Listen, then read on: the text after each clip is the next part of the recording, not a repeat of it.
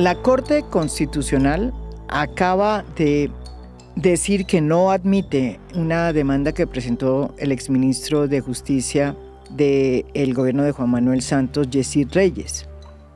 La demanda iba dirigida a cuestionar la manera como se estaba interpretando lo acordado en el pacto con las FARC cuando se creó la JEP y se fijaron las competencias que debería tener ese alto tribunal y que deberían cumplir sus magistrados a la hora de juzgar y de sancionar a los máximos responsables.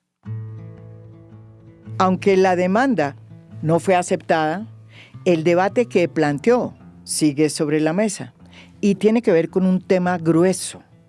El de si la sala de definición, que es una de las tantas salas que tiene la JEP, puede definir a los máximos responsables o si eso solamente lo puede hacer la sala de reconocimiento. Según los demandantes, esto lo que incrementaría sería el número de procesados que tendrían que ser objeto de juicios en la Fiscalía de la JEP, lo que llevaría a una congestión impresionante del sistema, que haría prácticamente imposible que la JEP pudiera terminar en los 15 años que tiene de vigencia su mandato de impartir justicia. Lo que plantea la demanda es que la única sala que puede definir a máximos responsables es la sala de reconocimiento y que todos los que vayan a la sala de definición y que no son máximos responsables deben ser objeto de la suspensión de la acción penal y punto. Y no se les puede pedir más verdad porque la verdad ya la habrían dicho los máximos responsables. Sin embargo, la CENIT, a través de las sentencias emitidas por el Tribunal de Apelaciones de la JEP, dice una cosa distinta. Según ellos, los comparecientes que lleguen a la sala de definición y que no sean máximos responsables, se les debe suspender la acción penal a cambio de verdad. Y si no dicen la verdad, tienen que ir a juicio y se van para la fiscalía. ¿Y con qué sustentan esta tesis, esta vía? Pues porque si se trata de personas que han cometido delitos de lesa humanidad y se les otorga el beneficio de la suspensión de la acción penal, a cambio de nada, eso sería interpretado como una especie de amnistía. Y amnistías ya no puede haber en Colombia. Para entender qué es lo que pasa con estas sentencias, con estas interpretaciones sobre lo que realmente significa juzgar a los máximos responsables del conflicto en Colombia, hemos invitado a Danilo Rojas, un magistrado que forma parte de la CENIT, este organismo que es donde se toman las decisiones de la sección de apelación de la JEP, en las que se aclaran y se plantean y se unifican los criterios de aplicación de las normas vigentes en el marco pues, de la justicia transicional. Muchas gracias, María Jimena, por la invitación a este importantísimo programa. Magistrado, yo sé que esto es un tema muy jurídico, pero en el fondo es muy importante que se entienda, porque tiene que ver con la justicia que va a impartir la JEP. ¿Por qué es importante entender cómo es que ustedes entienden el tema de los máximos responsables? ¿Y por qué hay temor por parte de personas como Yesid Reyes, que formaron parte, digamos, de los cimientos de la JEP, de que ustedes estén excediéndose en las interpretaciones y que esos excesos puedan colapsar en algún momento dado la justicia en la JEP? ¿Qué le responde usted a el exministro Yesid Reyes? Pues, como se sabe, María Jimena, la JEP es el arreglo de justicia que se hizo en La Habana para juzgar a los máximos responsables de los peores crímenes cometidos durante la guerra en Colombia. Dentro del tribunal, como ya lo has mencionado, existe la sección de apelación, que es el organismo encargado de dar el cierre jurídico a las discusiones que internamente se puedan presentar. Y allí efectivamente tenemos una potestad que son las sentencias interpretativas, o CENIT, que es una potestad muy particular que no tiene otro juez en Colombia y difícilmente en otra parte del mundo, que consiste en poder dar instrucciones o hacer interpretaciones en caso de que haya dudas hermenéuticas. Entonces, a través de esa CENIT, la sección de apelación imparte instrucciones para la operación adecuada de la JEP. Dentro de esas instrucciones que nosotros dimos está la que es objeto de controversia por el ministro Jessy Reyes. Efectivamente, nosotros dijimos en esa CENIT que a la unidad de investigación y acusación pueden llegar, que es nuestra pequeña fiscalía, sí, que es, pueden llegar no solamente los casos de los no máximos responsables, sí, que establezca la sala de reconocimiento. Me explico mejor. Como se sabe, la sala de reconocimiento de la JEP es la encargada de establecer quiénes son los máximos responsables de la guerra. Particularmente máximos responsables tanto de la fuerza pública como máximos responsables de la guerrilla, de las guerrillas de las FARC, también máximos responsables en materia de terceros. Esos máximos responsables son, digamos, un 10% de quienes cometieron graves crímenes en Colombia. Los que llegan a esa sala. Exactamente. Entonces, por ejemplo, son máximos responsables la cúpula de las FARC respecto de un grupo de delitos, son máximos responsables un grupo de oficiales de alto rango respecto de otras conductas, y hay un 90% de personas que no son máximos responsables, pero que participaron, que cometieron esos graves delitos. Ese 90% es enviado a otra sala para que se le resuelva su situación jurídica, que es la sala de definición de situaciones jurídicas. Y hay otras personas que la sala de reconocimiento manda directamente a la UIA, a nuestra fiscalía. Es el caso Almario, por ejemplo, es el caso Publio, que está en este momento en juicio. Entonces, que son personas que, o sea, son exfuncionarios del ejército, exmiembros de la fuerza pública que no aceptaron su responsabilidad. Exactamente. Siendo máximos responsables no aceptaron la responsabilidad y por eso la sala de reconocimiento los envió directamente a juicio. Y entonces, en la interpretación normativa y jurisprudencial que hace el exministro Yesid, considera que la única sala que puede hacer el envío a la UIA es la sala de reconocimiento, como los casos Almario, el caso Publio, por ejemplo. Y nosotros en la CENIT dijimos que no solamente la sala de reconocimiento lo puede hacer, sino también la sala de definición. ¿Por qué? Porque el 90% de casos de no máximos responsables que van a la sala de definición para que se les resuelva su situación jurídica, por ejemplo, a través de un beneficio que se llama la renuncia a la persecución penal. Para que se otorgue por la sala de definición renuncia a la persecución penal, a cambio tiene que aportarse verdad y aceptar la responsabilidad. Entonces, claro, todos estos destinatarios de ese beneficio, por ejemplo, militares, del beneficio de renuncia a la persecución penal, se les otorga si aceptan responsabilidad, si aportan verdad. Entonces la pregunta es, y yo creo que es así, y así está previsto normativamente, le damos este gran beneficio a usted que cometió un delito grave, pero no es máximo responsable, entonces el Estado no lo va a perseguir, y ahí tiene su seguridad jurídica. Pero cuéntenos su verdad, cuéntenos qué sabe, y declárese responsable. Entonces la pregunta es, ¿qué pasa con aquel que no da verdad ni acepta responsabilidad? Y que está en la sala de definición. Y que está en la sala de definición. Pues eso es lo que dice la CENIT 5, ese puede ir, no automáticamente, pero puede ir a la UIA a partir de unos criterios. Por ejemplo, que la sala de definición diga, usted no está aportando verdad, su verdad es muy importante, aquí hay unas pruebas que dicen lo contrario de lo que usted no nos quiere decir, y ese caso suyo es particularmente importante para la justicia transicional. Ese tipo de casos no son todos, pero ese tipo de casos excepcionales los puede mandar la sala de definición a la UIA. Por eso nosotros llamamos allí técnicamente que la sala de definición puede hacer una selección para el juicio, una selección de segundo grado. La primera selección la hace la sala de reconocimiento, la segunda selección la hace la sala de definición.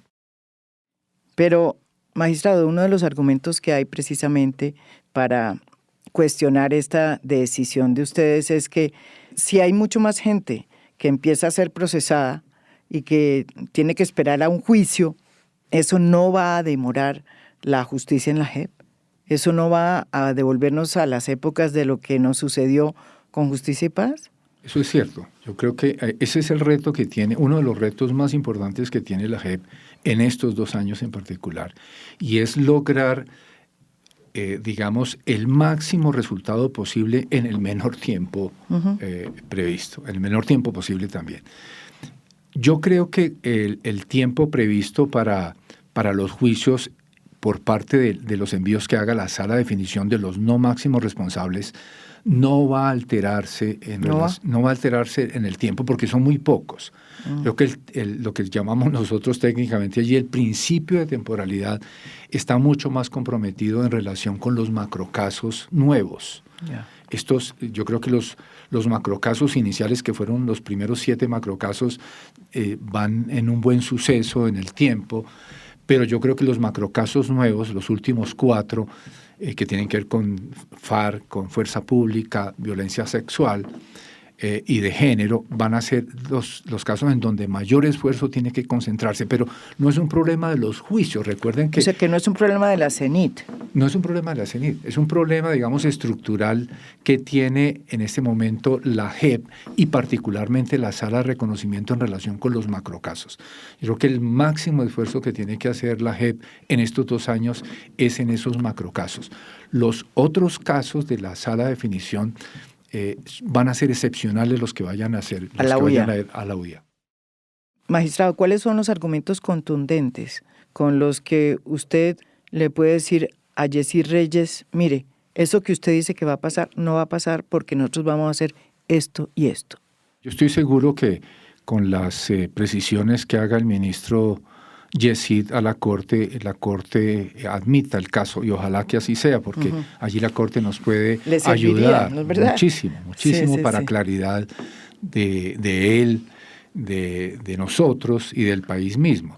Porque yo creo que lo que está de por medio es qué vamos a hacer en relación con la concesión de beneficios tan importantes como no perseguir penalmente a una persona que haya cometido un grave crimen, así no sea un máximo responsable. Yo creo que la mínima contraprestación es una verdad. Y quien no de verdad, pues debe responder ante el tribunal, en un juicio, ante la UIA. En un juicio, lo que dice Jessy es que no hay que hacerle juicio. Que no hay que hacerle juicio. Yo creo que sí es necesario hacer juicio si no aporta responsabilidad. Entre otras cosas, es un incentivo ese juicio para que aporte responsabilidad. A mí me parece que es muy complicado y yo no creo que esa sea la interpretación correcta del acuerdo, que el beneficio, que se otorguen beneficios sin ninguna contraprestación. Yo creo que este proceso de paz, a diferencia de cualquiera otro anterior y de muchos otros en el mundo, se diferencia en la contraprestación que tiene el beneficio. Hay grandes beneficios muy importantes que se han convertido en incentivos importantes para que se aporte verdad, pero tiene que haber una contraprestación y el mínimo tiene que ser verdad. También tiene que haber contraprestación en materia de no repetición de las conductas, en materia de reparación, pero el mínimo tiene que ser verdad. Ahora, esa verdad va increciendo en función de las responsabilidades. Por eso es por los que a los máximos responsables se les exige una máxima verdad, que es lo que está haciendo, por ejemplo, la cúpula de las FARC, que es lo que está haciendo los oficiales de alto rango, ofreciendo una gran verdad, y eso ha sido, digamos, un descubrimiento para el país, unas nuevas narrativas en materia de falsos positivos, unas nuevas narrativas en materia de secuestros, para poner los 2 ejemplos más notorios. Magistrado, una de las últimas peticiones que ha tenido el Partido Comunes, las extintas FARC, es el de pedir que se les haga una sola resolución de acusación, en lugar de que se le hagan 4, porque pues de los 11 macrocasos, 4 son de las FARC. Eso produciría no solamente una agilización de los procesos en la JEP, sino evitaría además que durante los 15 años que tiene de mandato la JEP, no tengan los ex-FARC que esperar hasta el último momento para definir su situación jurídica y tener que esperar para ello 15 años. Sí, yo creo que esto en buena parte se debe a la metodología con la que arrancó el trabajo la JEP, que fue la escogencia de macrocasos temáticos. Sí. Seguramente hubiera sido otro resultado si la metodología hubiera sido distinta. Por ejemplo, arrancar por actores, ¿no? Pero yo creo que María Jimena ha mencionado la parte más clave de esa discusión, y es que finalmente la máxima pena posible para un máximo responsable es entre 5 y 8 años. Supongamos que se ponga la máxima pena de 8 años, que es esta restricción de libertad y la realización de obras, trabajos con contenido reparador y restaurador, que fuera la máxima pena. Esa máxima pena no se va a repetir cada vez que se produzca una nueva resolución. Es una máxima pena para todos los delitos que allí se puedan acumular. Claro. Y yo creo que eso es lo decisivo finalmente en esa discusión. Usted realizó un muy importante seminario internacional en el que buscaba explorar los otros experimentos que se han hecho en materia de sanciones a las víctimas en procesos de justicia transicional. Tengo entendido que vino gente de América Latina, gente de Europa, gente de otras latitudes. ¿Cuál era ese objetivo y qué fue lo que entendió y qué lecciones sacó? Tiene un nombre, digamos, muy significativo, y es Respuestas Emergentes a Atrocidades Contemporáneas. Lo que queremos es conocer lo que en otras partes del mundo, que es parte de tu pregunta, se ha venido haciendo en materia de reparación de víctimas en contextos transicionales. Entonces vienen expertos de algunas partes, por ejemplo, de El Salvador, en donde el tema Bukele cambió radicalmente una dinámica que traían luego del acuerdo de paz en El Salvador. Viene de Perú unos expertos a contarnos, entre otros Diego García Sayán, pero también Sofía Maher, que fue comisionada de la verdad allí en el Perú. Vienen de Argentina, vienen de Kenia, viene de Siria y de Europa, un poco a contarnos, mire, esto es lo que nosotros hemos hecho cuando ha habido grandes atrocidades. Y nosotros contarles lo mismo. Y yo tengo una hipótesis, María Jimena, en eso, y es que en este momento del trabajo de la JEP, creo que hemos avanzado muchísimo más en materia de reparación y reconciliación que lo que han logrado muchos otros países. Mire, le cuento un solo ejemplo. Cuando se terminó la Comisión de la Verdad y el proceso que llevó a la Comisión de la Verdad en Sudáfrica, una de las cosas que recomendó la Comisión de la Verdad sudafricana es que se iniciara procesos penales a 300 máximos responsables. Y nos contaba la persona que fue la mano derecha de Desmond Tutu, que lleva esos casos. Dice, mire, no tenemos ni un caso resuelto. Después de, ¿cuánto tiempo? 30 años. ¿Ni uno? Ni un caso resuelto. En la Comisión de la Verdad. Ni un caso. La Comisión de la Verdad puso esto en los tribunales y no ha habido voluntad política. Y son muchas las historias de ese tipo en donde los avances son muy pírricos, son mínimos y la participación de las víctimas es realmente desastrosa. Yo creo que en el proceso que se viene adelantando en la JEP Eso se ha revertido. La participación de las víctimas, con Es todos los impresionante. avatares que ha tenido, es una participación bastante dignificante, bastante importante. Las víctimas se sienten allí muy reconocidas. Falta mucho porque cada víctima quiere tener aún mucho más verdad y en eso es lo que tratamos de avanzar. Pero mi balance, mi hipótesis, repito, en ese balance, cuando tengamos esta conversación con estos colegas de otras partes invitados, es que Colombia en la comparación va a estar bastante bien librada. Eso es lo que, pero escuchémoslos. Esa es una hipótesis que yo tengo, por lo que va uno averiguando qué es lo que ha pasado con Por ejemplo, con las sanciones. Sí, con las sanciones. Con las sanciones, en realidad, las sanciones han sido, mira por ejemplo, lo que han sido las sanciones de los tribunales internacionales que puedan parecerse a la JEP en materia de grandes atrocidades. De Nuremberg para acá, Nuremberg juzgó 22, Tokio juzgó 25, algo así. La Corte Penal. La Corte Penal Internacional ha juzgado, y no grandes, No. ha juzgado 3, 4 personas. En realidad es muy poquito el resultado que se tiene en materia de sanciones. Y yo creo que entonces aquí las sanciones que se tienen previstas, a pesar de que no tienen ese componente retributivo de cárcel, hay unos que sí lo deben tener, los que no digan verdad van para la cárcel eventualmente, pero sí tienen un componente de restricción de la libertad y un componente especialmente restaurador y transformador, porque la sanción, esta es una cosa bien particular e interesante para la cultura jurídica en general nuestra, y es que la sanción no la impone el juez de manera autoritativa y solitaria, sino que es una conversación se hace con las víctimas y el victimario. Y el victimario, sí, eso y decir, construyamos la sanción. Yo sé que usted no puede decirme cuáles son las sanciones, pero ¿por qué no me da un ejemplo de cómo van a ser para que podamos entender de qué estamos hablando? Hay en primer lugar, María Jimena, un listado de sanciones posibles que está en la ley estatutaria nuestra, que son básicamente obras.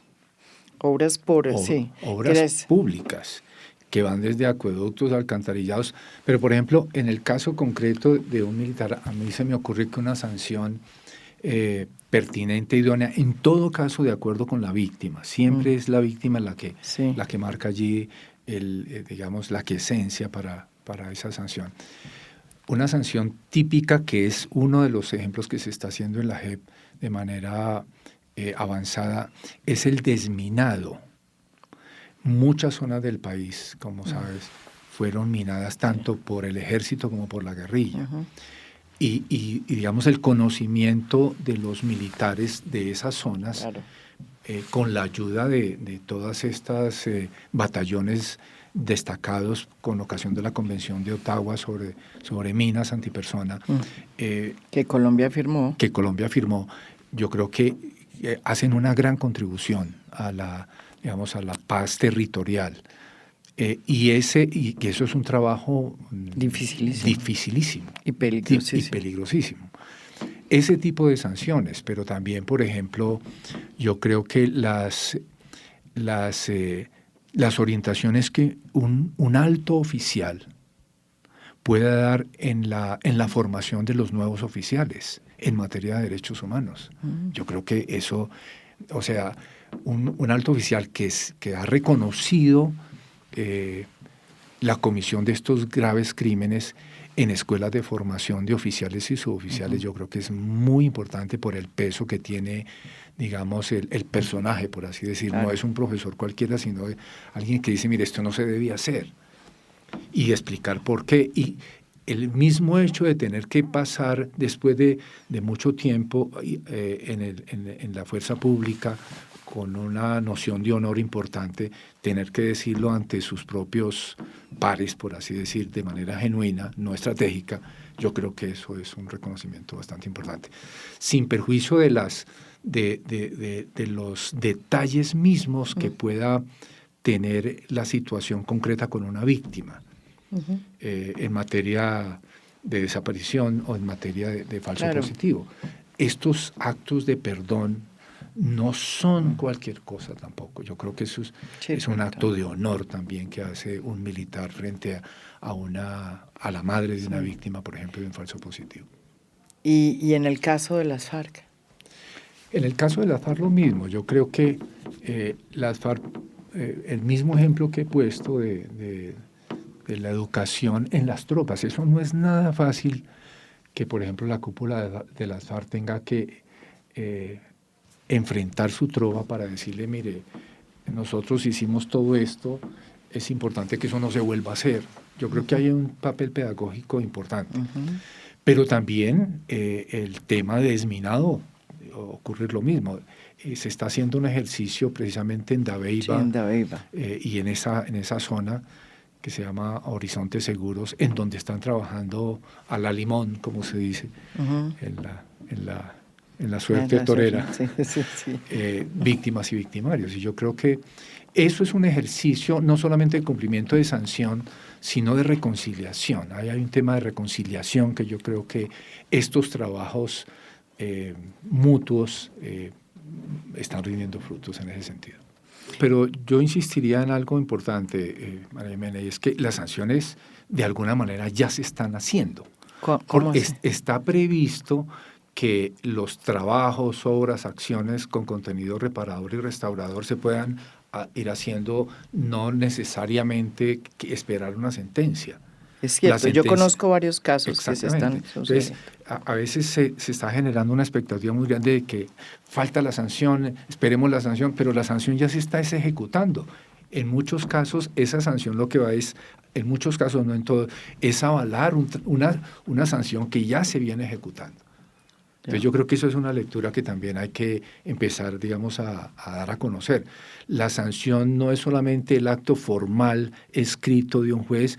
En esta jurisdicción la sanción ya se puede ir ejecutando y en muchos casos es lo que se está haciendo ya. Magistrado, lo veo usted muy tranquilo frente a las voces que cuestionan a la JEP por su lentitud. Yo veo que ustedes están tranquilos y que están avanzando, como dice el dicho, el que va piano va lontano.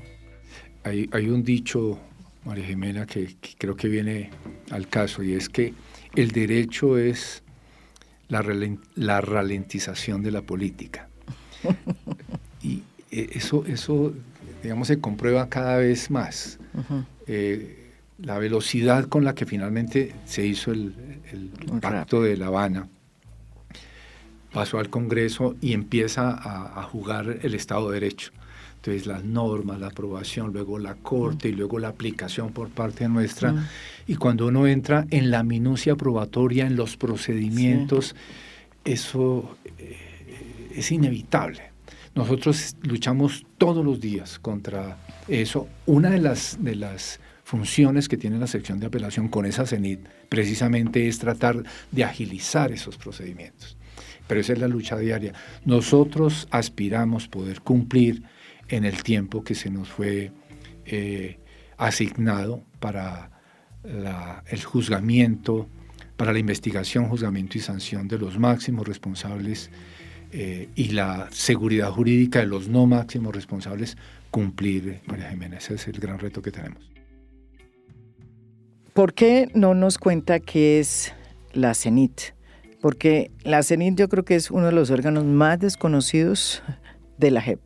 Para los que nos están escuchando, yo diría que es como el cerebro de la JEP, porque es donde se ordenan las cosas y se entregan los mensajes a las diferentes secciones de la JEP. ¿Qué es la CENIT? Estas sentencias interpretativas fue una atribución que nos dio la ley estatutaria y la normativa transicional, precisamente para evitar que cuando hayan disputas jurídicas al interior entre las distintas salas y secciones, nosotros unificar. Y esa es la función una de las funciones esenciales de la sección de apelación, establecer reglas unificadas para tratar de darle más celeridad a la operación en la JEP. Tiene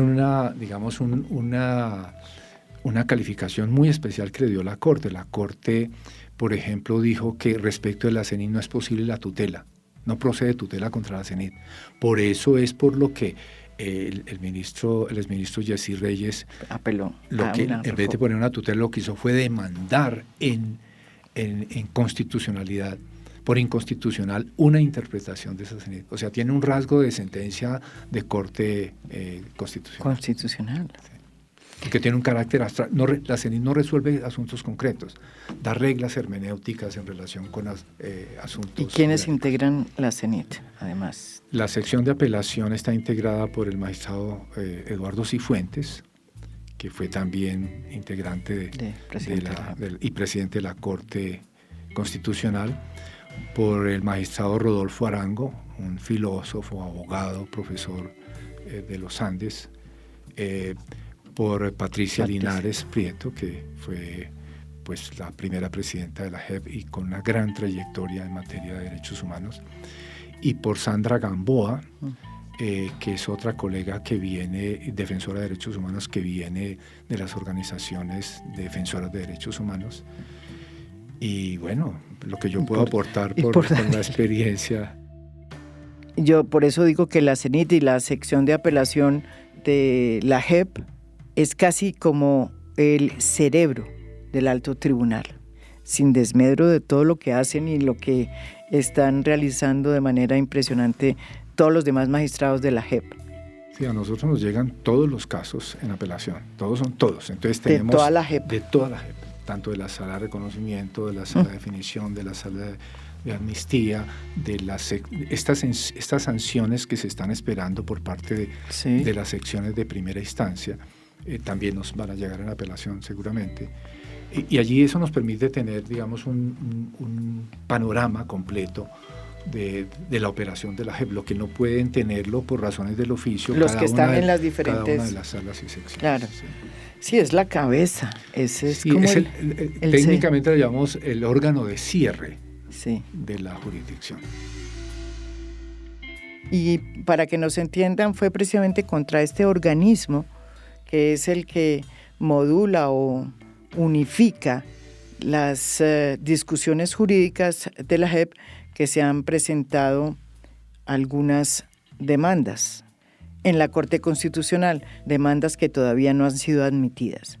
Pero a mí me parece bien que se hagan esos debates y que la Corte nos ayude con sus luces a ratificar lo que nosotros creemos que es lo correcto, o si es el caso, pues a enderezar el camino, no faltaba más.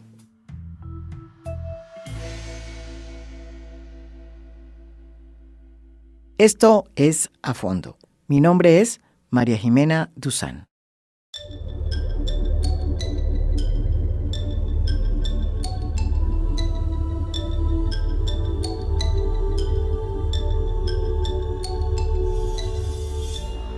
A Fondo es un podcast producido por Mafialand. Producción general, Beatriz Acevedo.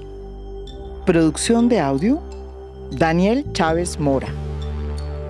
Música original del maestro Óscar Acevedo. Nos pueden escuchar también en mi canal de YouTube. Gracias por escuchar. Soy María Jimena Duzán.